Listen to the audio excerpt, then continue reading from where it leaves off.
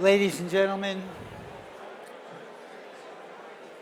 please enjoy your desserts, but we would like to begin the program.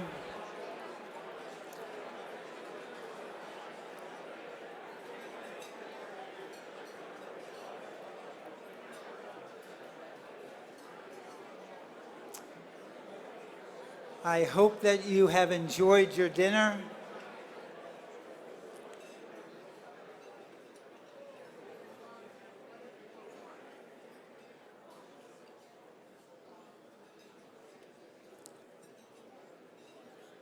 To introduce our honorees this evening, we have one of the premier business leaders, BENS Chairman Bruce Mosler.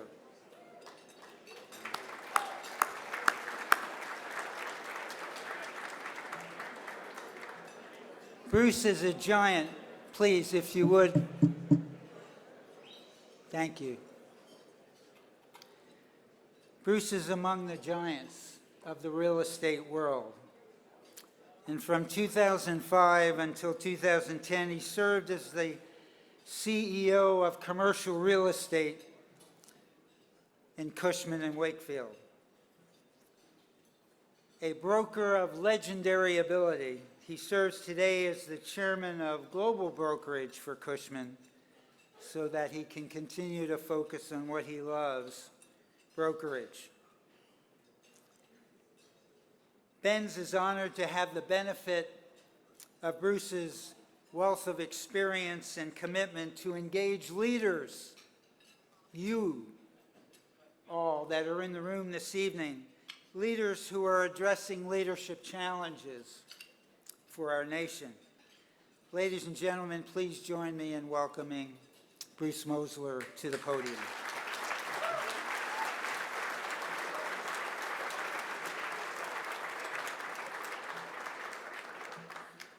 Thank you very much, General Schwartz, for that overly kind introduction.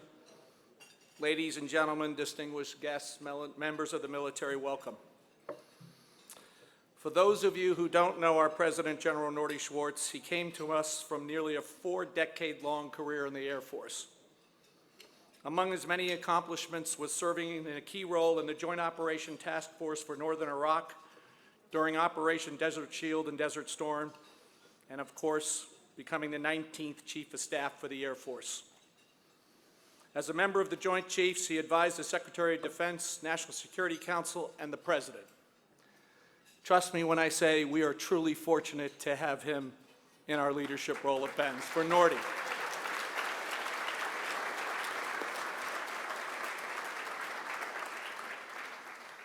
I also want to go off script for a moment and recognize our founder, the true chairman, Stanley Weiss, and his bride. Stanley, nothing great that endures happens without an extraordinary vision, and BENS is your vision, and for that we are eternally grateful.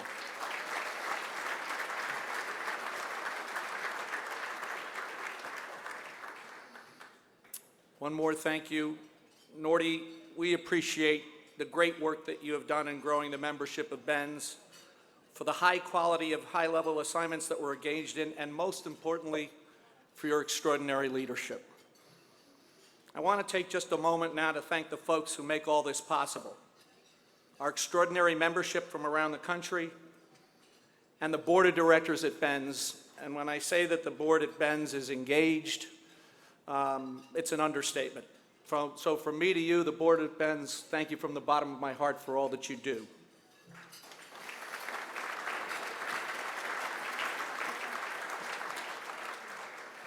In fact, it's so much more than this dinner. It's the work that our board does for government and the military. We offer them access to the best that business has to offer. Folks, business by definition is nonpartisan. To that end, the BENS mission is to bring ingenuity, innovation, and efficiency to our nation's security. That mission never wavers, never falters, regardless of who's in Congress or the White House. That is why, in addition to the great work of General Schwartz and the BENS staff, our diverse membership around the country continues to grow and grow. So again, thank you for all your time, your service, and your dedication to this calling. I want to now take a moment, as we do at every dinner, to recognize our honorees. Ray Kelly, simply put, is the greatest commissioner in the history of the New York City Police Department.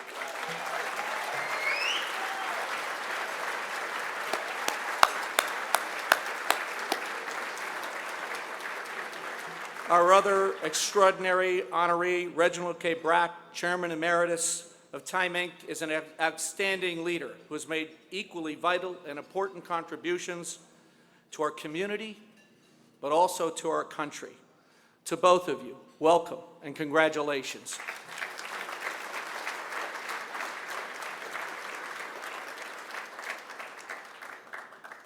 Ladies and gentlemen, it is time to honor those who put service first. Our country's military, current and past. We must remember tonight, as every night, we have servicemen and women in harm's way, prepared to make the ultimate sacrifice in defense of our country. We owe you and your families an extraordinary debt of gratitude. So I'd now like to ask those who have served and those who are currently serving to please stand so that we may recognize your courage and your service.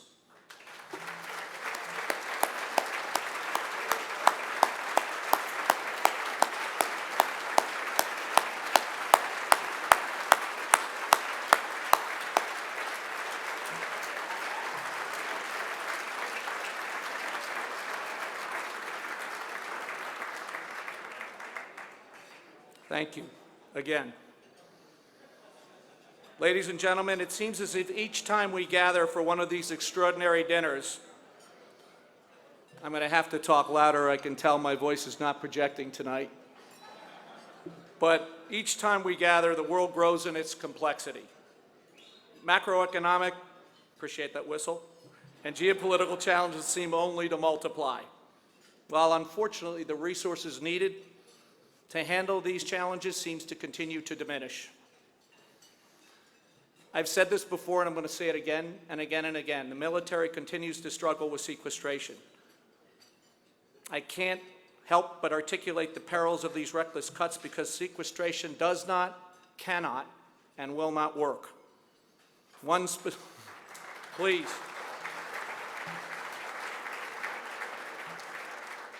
One very specific consequence is becoming more severe and more pronounced. The indiscriminate nature of these cuts means that the military cannot make decisions about fixed costs, such as health care, without going back to Congress.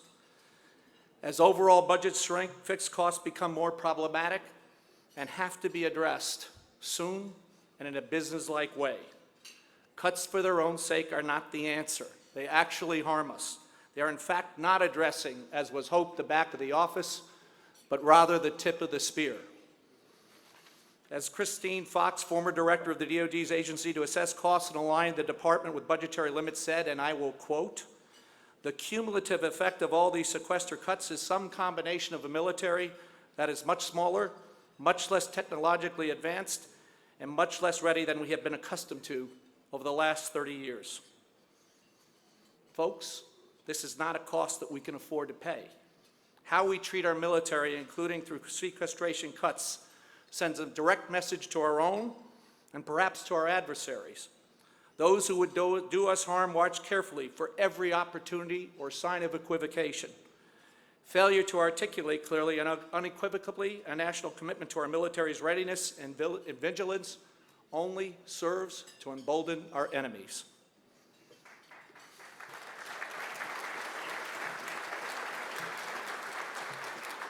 And we do still have enemies. Ladies and gentlemen, in fact, in the last few decades, we have seen a shift away from threats being posed exclusively by nation states. Now, individuals and groups empowered by technology are able to strike disproportionately at nations. We, New Yorkers, have felt the consequences of this act most specifically and most devastatingly on 9/11, a day of infamy that we must not and we will not ever forget. And yet, this transformation still has not made state versus state conflict a historical artifact. North Korea, India, and Pakistan, and rumblings in the Gulf and South China Sea, just to name a few, remain potential flashpoints. The truth is, inaction has its consequences, whether against individuals or nations. Russia clearly felt little deterrent to annexing Crimea or pursuing veiled aggression against the Ukraine, perhaps more. China believes that the perceived lessened American international influence is an opportunity to reevaluate and grow its own power worldwide. Pursuing economic dominance, China is increasing its trade in South America. Experts suspect that China manipulates its currency to maintain an edge as an exporter and promote a trade imbalance with the United States and other nations. It is noteworthy that China's trade with Africa is now more than double the United States, exceeding more than $200 billion in 2013. And still, we have yet to deal effectively with China's aggressive pursuit of our intellectual property. We have to find a balanced solution that levels the playing field while enforcing and protecting our corporations' rights to do business. Turning to the Middle East, despite the September's P5+1 talks with Iran about their nuclear program, seemingly little progress has been made. Iran continues to be a destabilizing force in the Middle East by supporting terrorist groups like Hamas and Hezbollah. How we deal with them in these talks will be critical to our continued role as a world leader. And as you all know, we are now engaged in a conflict with Syria. Some have said that if we acted earlier by funding Syrian rebels in their civil war, we may have been able to avoid military intervention and mitigate the formations of ISIS, now one of the greatest threats to our national security. How we deal with evolving forms of terrorism at home and abroad is the question we must now answer. But we must see this as a challenge and an opportunity to be decisive. I believe that President Kennedy said it simplest, and I'll quote, "The world is very different now." I also believe he said it best. "Let every nation know that whether it wishes us well or ill, that we will pay any price, bear any burden, meet any hardship, support any friend, oppose any foe, to assure the survival and the success of liberty." Ladies and gentlemen, we now have a moment of opportunity under the leadership of General John Allen to show clarity, purpose, and intent in our strategic direction. We are fortunate to have someone, as General Schwartz has already said, with his depth of knowledge. Few people can make this argument better than General John Allen. General Allen was a driving force in making the surge a success during Operation Iraqi Freedom. He was Deputy Commander at Central Command, and in his last job in uniform commanded ISAF in Afghanistan. After his retirement, he became the President's Special Envoy to the West Bank, and now, as we all know, he's in charge of rolling back ISIS. Ladies and gentlemen, General John Allen, now back in harness with direct access to the President, Secretary of State, and Defense, has an opportunity for success in degrading and defeating the Islamic State. We're fortunate to have leaders like General Allen with great judgment and experience to answer this call and make a decisive difference. And indeed, as Margaret Thatcher once said, we may have to fight a battle more than once to win it. Ladies and gentlemen, let me conclude by saying that though General Allen wanted to be here, as you've heard from General Schwartz, his new responsibilities assigned to him by the President prevent him from joining us tonight. He sends his regrets, but I think we can all agree we have the right man for this complex assignment, and we wish him great success. Thank you for joining us this evening.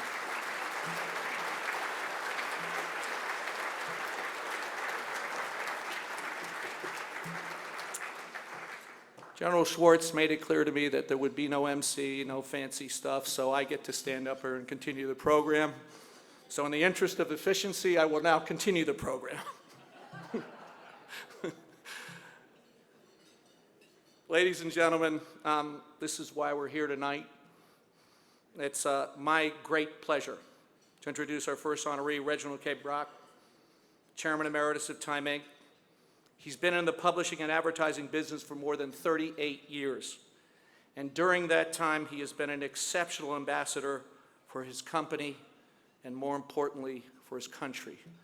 So I'd like to invite Mr. Brack to the stage, if you will.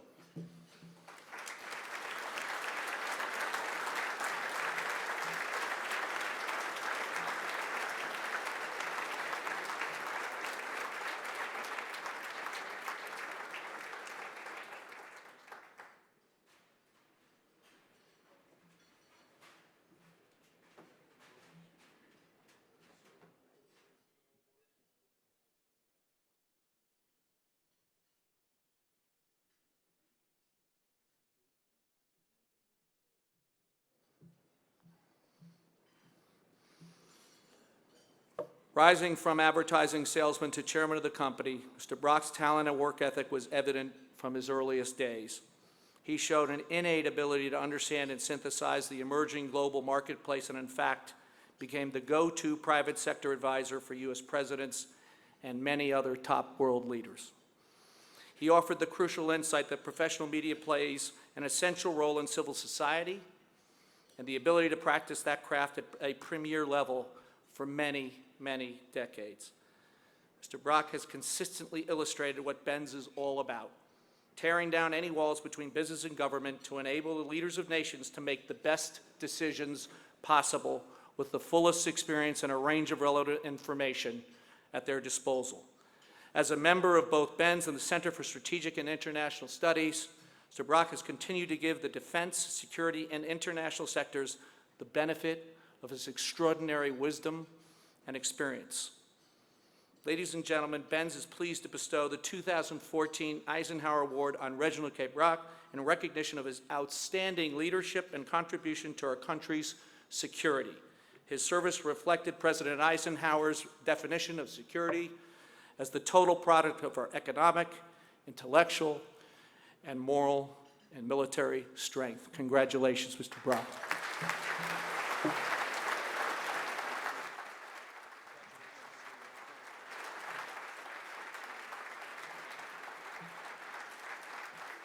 Thank you so much, Bruce. And thank you all for being here. It's a great honor to receive this incredible award, and especially from an organization that I think so very much of and have been so proud and honored to serve. And from time to time, providing some business experience and leadership to national defense issues. I'm particularly honored to be awarded this along with Ray Kelly, whom you may know or you may not, had the perspicacity to 13 years ago start the counterterrorism effort on the New York PD, second only to the CIA in numbers of Arabic-speaking experts, both here and abroad. I'm reminded tonight of something Grover Cleveland said when asked to address an august group such as this. He said, "I was asked for my address, and it's 1600 Pennsylvania Avenue. Thank you very much." That's tremendous.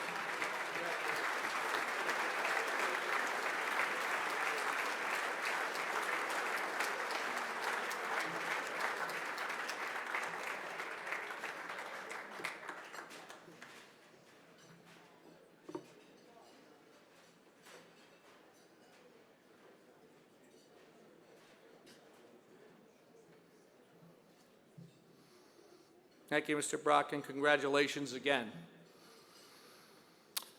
Now, our next honoree has led a life dedicated to public service. I'm thrilled to say that Ray Kelly is the president of Risk Management Services at my company, Cushman Wakefield.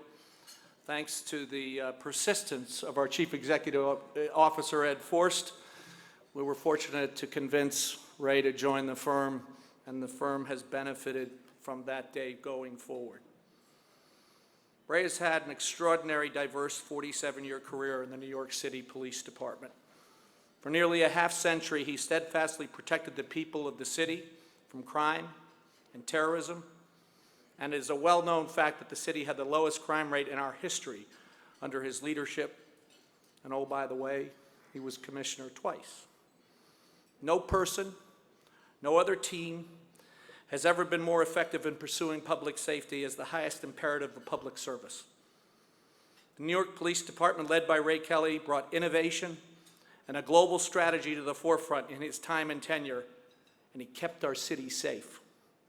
Throughout his career, he has been partnered with his lovely bride, Veronica Kelly, who is here this evening, and I'd all like you to give her a very warm BENS welcome.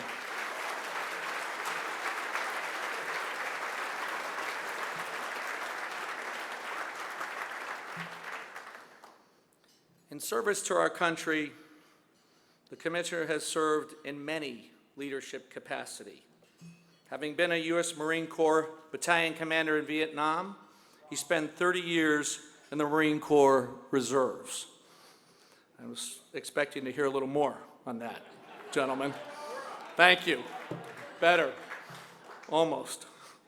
He was a director of the International Police Monitors of the multinational force in Haiti. He also served as the Undersecretary for Enforcement at the Treasury Department, Vice President for the Americas at Interpol, and Commissioner of the U.S. Customs Service. This is not a man with many hobbies, but a spectacular man. Commissioner, if you would join me on the stage.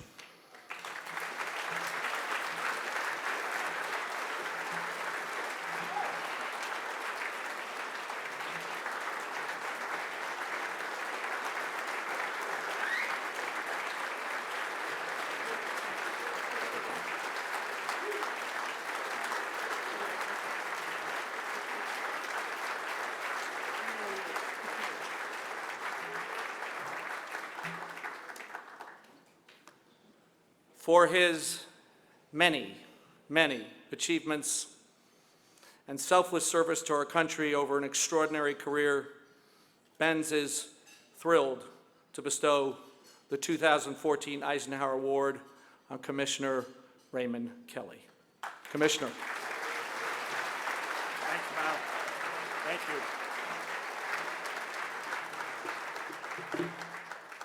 Bruce, thank you so much for those very, very kind remarks. Thank you for your outstanding leadership of BENS, and thank you for your advice and counsel to me at Cushman Wakefield. And as you said, our CEO, Ed Forst, is here, and I just think it's a great organization, and I'm fortunate to be there. I want to also congratulate General Norty Schwartz for his outstanding stewardship of this organization. And by all reports, it's never been better. So congratulations to you, General. And of course, I want to congratulate Mayor Michael Bloomberg, or should I say Sir Michael Bloomberg, for his very generous contribution to a matching pledge program that for tonight's event. And I must give some special recognition to a cadre of BENS members who have been particularly supportive of me in my role as police commissioner. And that includes Mary Boyes, Dennis Bovin, Ken Fisher, Georgette Mossbacher, Valerie Salambier, Matt Zames, Tom Higgins, and David Cohn, who is now on the advisory council.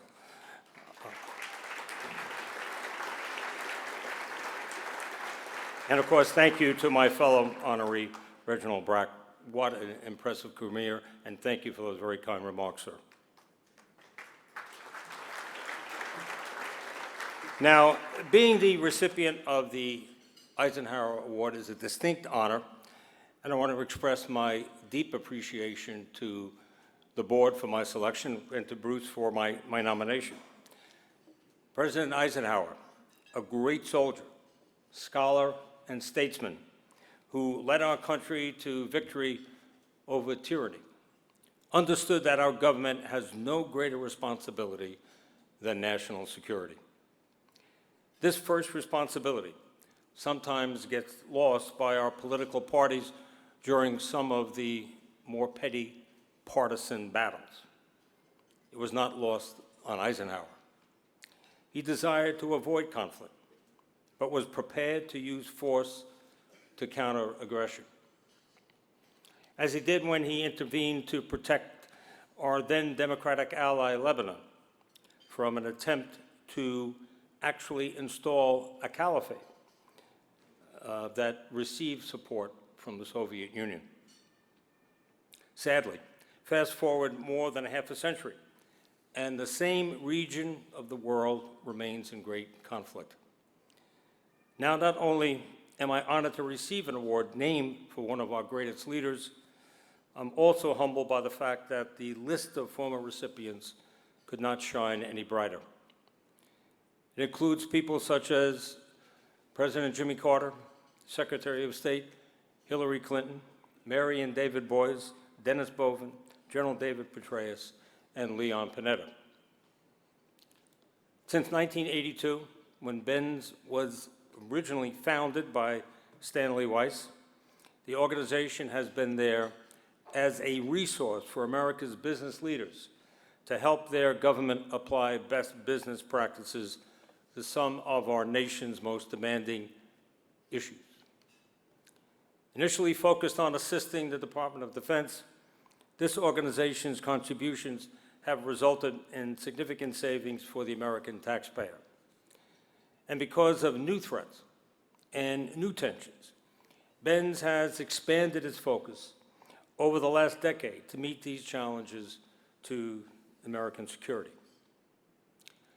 Today's world situation creates a high level of anxiety, with Vladimir Putin looking to expand the borders of Russia, ISIS, barbarism dominating the news, Ebola killing thousands in Africa and threatening to spread, and stunning revelations of massive intrusions into the cyber data of major U.S. corporations.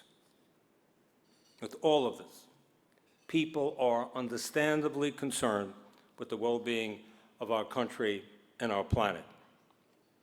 In this difficult, unstable environment, we are thankful, we are fortunate that BENS is very much engaged in efforts to make our country's defenses as strong as they possibly can be. With the recent disclosures of huge cyber intrusions, BENS has undertaken an effort to heighten the awareness of CEOs and board members of corporations to the severity of the threat to our country's critical infrastructure and intellectual property. This threat was brilliantly laid out by Secretary Leon Panetta's speech before this body 2 years ago, when he said, "Securing cyberspace is not the sole responsibility of the government. The private sector, the military, our allies all share responsibility to protect us. BENS has met that challenge." Now, since the 2 years of Secretary Panetta's speech, the need for a comprehensive cyber offensive and defensive strategy for the nation has increased dramatically. In the last few days, we have learned that the private information of tens of millions of Americans is at risk. BENS is an important player in this crisis because you will be listened to by corporate America. And this is vital work, and we certainly urge you to continue. As far as the threat of terror is concerned, although ISIS in its various iterations has been around for many years, the amount of resources that it now has and the land that it controls makes it a game changer. ISIS has dominated the headlines in the recent past, but we know that other terrorist groups such as Al-Qaeda in the Arabian Peninsula, Khorasan and al-Nusra in Syria, Al-Shabaab in Somalia, Boko Haram in Nigeria, Hamas, and core Al-Qaeda in Pakistan are all causes for major concern. These days, the threat of a lone wolf terrorist act is a constant. It is important to remember that here in New York City, we have been the target of 16 plots since September 11th. And thanks to the good work on the part of the FBI, the NYPD, and sheer luck, none have come to fruition.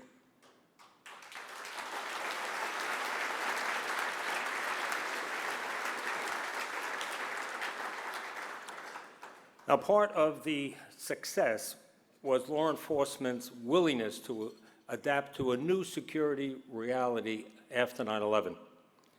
When I came back to the NYPD as commissioner under Mayor Bloomberg's leadership, we recognized that, like any business, a police department has to change, and we couldn't totally rely on others to protect us. To meet the new challenges, the Counterterrorism Bureau was developed, something no other department in the country had. The NYPD's Intelligence Division was revamped and reformed. And to a large extent, that was the result of the great work of David Cohn. Deputy Commissioner David Cohn is here this evening.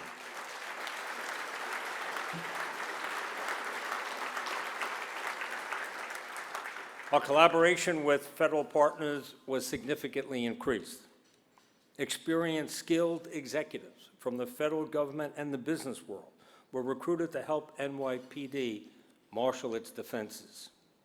We assigned officers overseas to act as tripwires to alert us to developing plots against New York.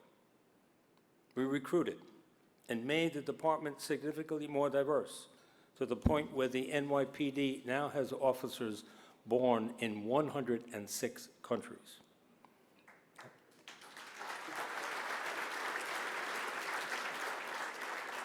Now, among other things, of course, that gives the department tremendous language capacity.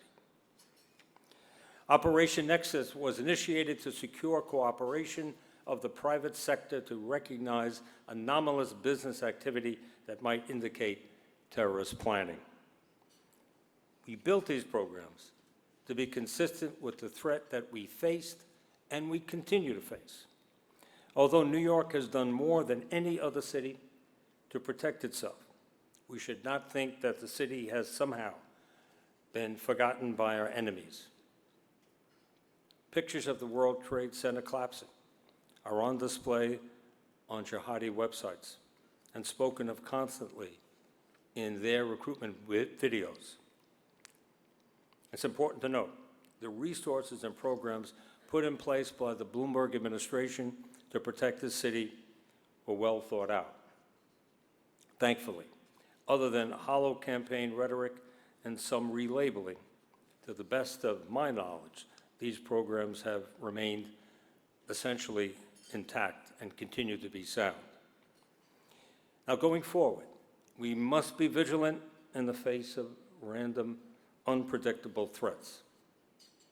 This city and our country cannot take its security for granted. We must adapt to, as not to be vulnerable to quickly shifting trends and movements. We need BENS to help keep government's attention where it should be focused. The expertise and the knowledge brought to bear by the members of this organization is more crucial than ever. With your help, our national security will not slip, and our elected officials will not waver. Fortunately, this city and country can be certain you will continue with your efforts with diligence and dedication. And that is something that we all should be extremely grateful for. So thank you. Thank you for everything that you do. Keep up the great work. Thank you for this award.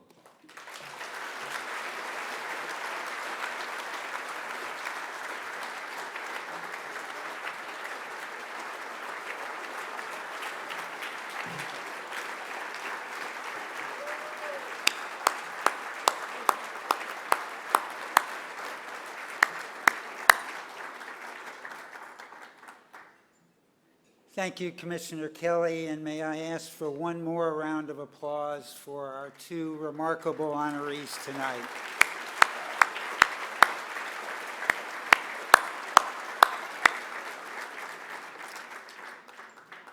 Now, ladies and gentlemen, it is my distinct privilege to introduce retired United States Air Force Staff Sergeant Michael Malarcy.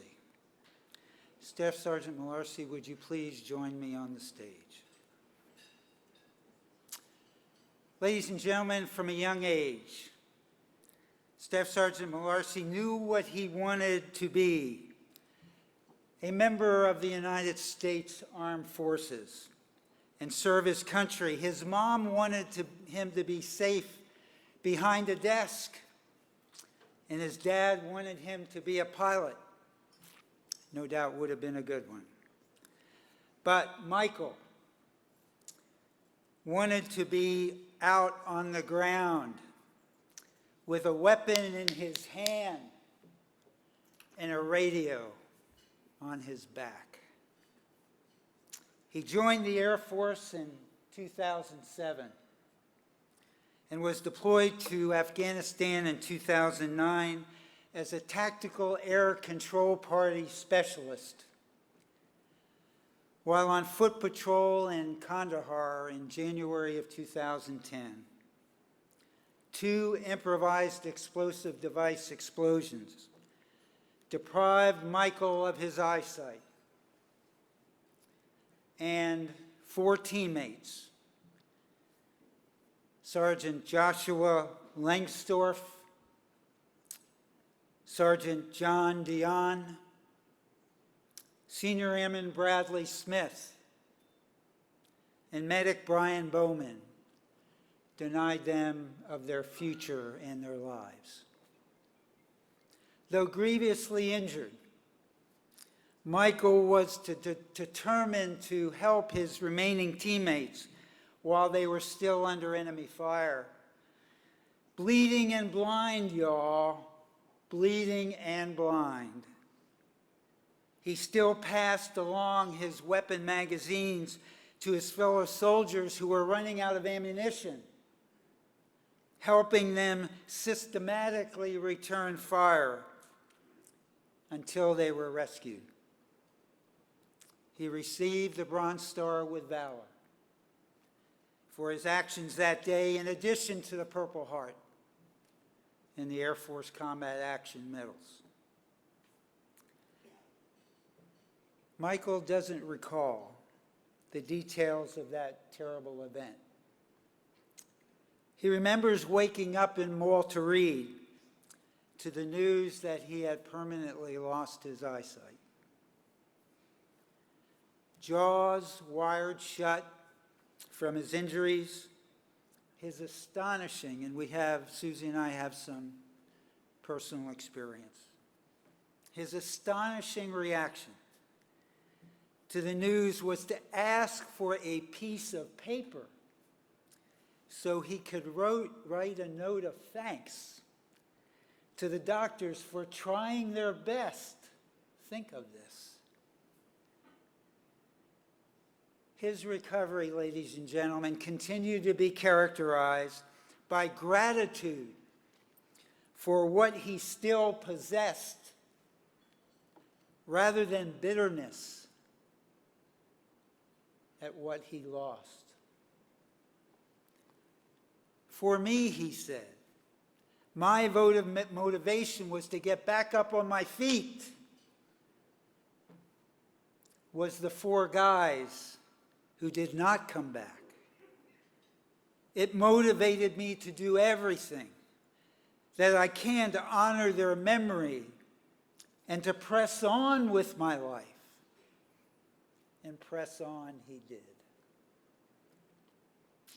Michael decided not to let his new disability define him. He said, I still have my limbs. I still have my life. I still have the ability to go out and to be successful. He has become a motivational speaker, as you will soon discover, a blogger, and a writer at malarcy.com. He has also gratefully accepted 2 new titles, husband and father.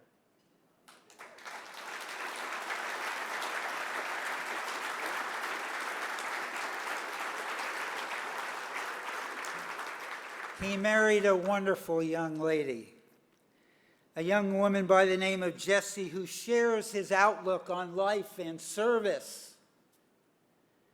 And together they have 3 wonderful youngsters.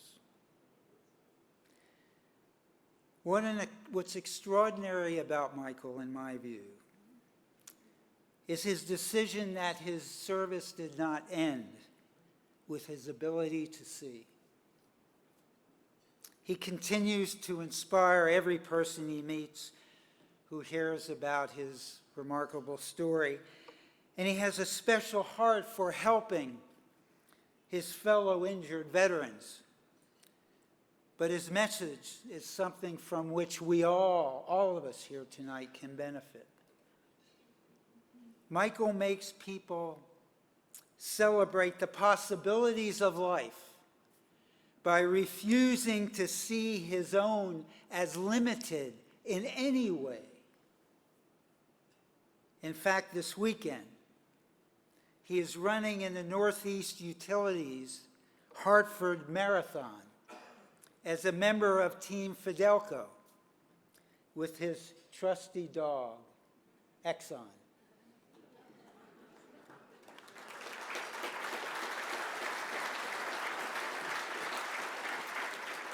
And so, ladies and gentlemen, let me present to you a no-shit hero.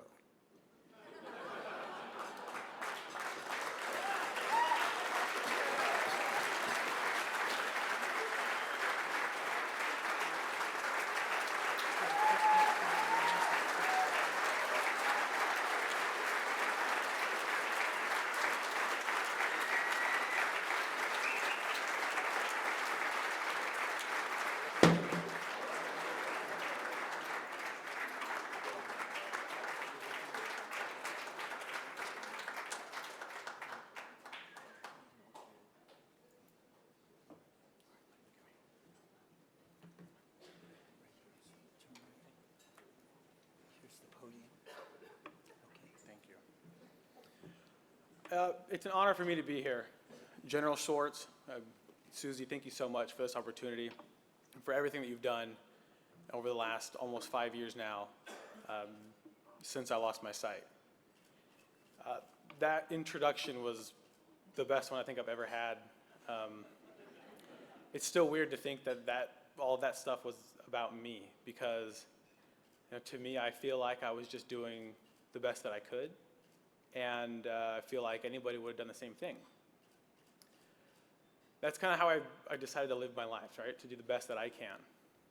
And along with the help of Exxon here, I think I do an okay job. Minus the fact that he tried to take me out the door over there. I don't know if you guys noticed that. Apparently he's done with this, but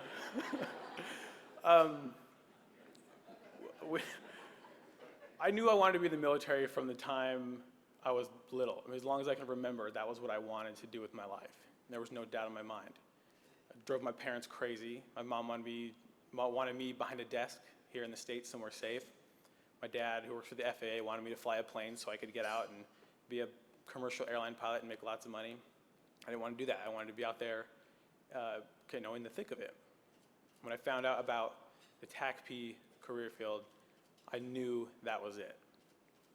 I joined, like you heard, in May of '07, and over the next 6 months or so, went through some of the hardest training in my life, up until when I had kids. That's the new hardest thing I've ever done. But up until recently, that training was the most challenging thing I'd ever put myself through. I've never pushed myself that hard. I've never mentally been pressed like that before. But I wanted that job more than anything that I'd ever wanted in my life. And I'm sure a lot of you out there know what that's like. You've got that dream, and whether you actually reached it or not, whether it was just something you experienced for a little bit, everybody has those dreams, that thing that they've always wanted to do. And for me, it was this job. I knew when I was packing my bags to deploy that I could get hurt. I knew that I might get killed, and I was okay with it. I was okay with that risk because I was living my dream. I had a talk with Brad, my teammate that was killed, about 2 weeks before. It was January 3rd was when we got ambushed. About 2 weeks before that, we had a talk about this very thing. He had a wife and a brand new daughter at home, and we were talking about what could happen. We were talking about injuries and what we thought might happen. And he was exactly like I was, absolutely okay with taking those risks because he was living his dream. Now, he was the kind of guy that was always trying to make himself better. If we had downtime, he was in the gym, or he was reading a book or studying some kind of boring field manual. He was always doing something to make himself better. And he said he was doing that for his daughter, Chloe. I used to make a lot of fun of him. I used to call him twice a day, and I relentlessly made fun of him because I was single, so it was easy for me. I never really understood him. I never really understood what drove him until I woke up in Walter Reed and heard the news that he and 3 of the other soldiers we were with out there weren't coming back. As soon as I heard that, he made sense to me.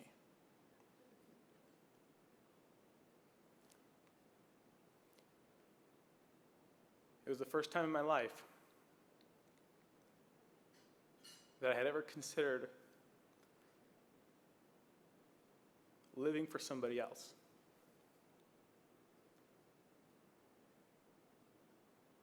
And it changed me.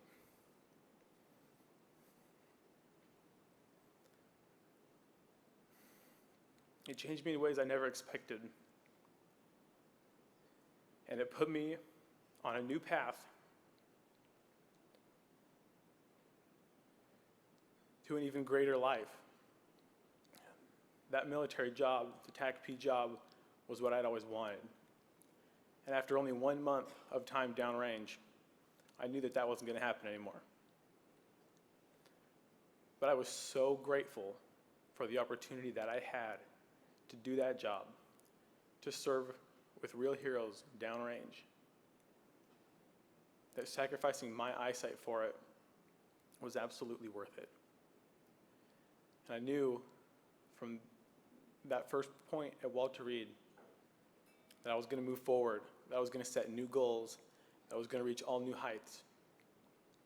They may not be the same dream that I had when I was a child, but I realized back then that they can be just as important and just as meaningful in my life. I've had a lot of great opportunities to travel around and share my story. And at first, it was just something for me to do while I passed the time. After I gave a speech at the Senior NCO Academy, I had a lady actually chase me through a parking lot and give me a huge hug. I didn't know what was coming. I was putting him in the car, and I heard this pounding footsteps up behind me, and I turn around, not sure what to expect, and this lady puts me in this huge bear hug, and she's just bawling her eyes out. And I kind of stood there. My dad was with me, and I remember looking at him like, what do I do? I just kind of stood there like a statue. And after she composed herself, she took a step back, and she said, I just want to thank you for coming and sharing your story. I have been dealing with things in my life that I wasn't sure I could handle, that I didn't know how I was going to overcome. And after I heard your story, I have no doubt now that I can do it. And when she told me that, that was when it really hit home. That just getting up and saying a few words can actually do some good. And that set me on this path that I'm on now. And for me, it's just like before. I feel like I'm just doing the best that I can with the cards I've been dealt. I feel like anybody would do it. But the reality is that we get to go around and inspire people. And that means a lot.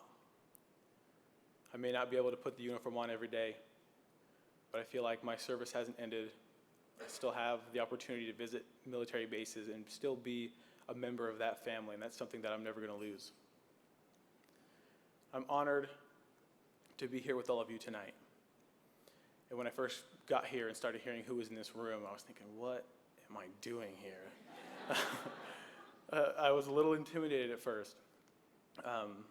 But after meeting some of you, the reality is we're all people. We're all humans trying to do the best that we can with the hands that we've been dealt, with the cards that we have. And the last thing, the one thing that I ask every audience that I speak to, I mentioned that I was 100% okay with giving my sight for the job that I had, for living that dream. I'm pretty sure most of you can say yes to this, but I'm going to ask it anyway. You don't have to answer out loud either. But are you doing something with your life, whether it's a job or it could be anything? Are you living your life in a way, are you doing things that you would be okay giving your sight for? If tomorrow something happened and everything you have now was gone, would you be okay with that? Have you left some sort of legacy? Have you lived your dreams? Have you done things while you had the opportunity that if that opportunity left, you would be okay? I ask that question a lot because I realized early on, when I woke up in that hospital, I realized how fortunate I was, how blessed I was just to be alive. And I decided that I was going to stop making excuses for not doing those things that I always wanted to do. Everybody has those things. So someday I want to do this. Someday I want to do that. There's always those things. There's always excuses. There's always reasons not to. But what are you waiting for? Because everything could change tomorrow. Because of that, got married, had a handful of kids, started playing the banjo, the drums. I've run half marathons, I've run Tough Mudders, I've gone skydiving, scuba diving. The list goes on. And I've done more in the last 4 years than in the 22 years before that. And nothing has changed but me. Now, you all don't have to wait for something traumatic to happen. I was very fortunate. This tragic experience turned out to be the absolute best thing for me. I wouldn't change anything now. But you all have the ability to change your lives and to continue to change the lives of the people you come in contact with every single day. And when you get home tonight, hug your loved ones. Tell them how much they mean to you. Because you don't want to miss an opportunity. It's an honor for me to be here tonight and to share this evening with you all. Thank you so much for having me.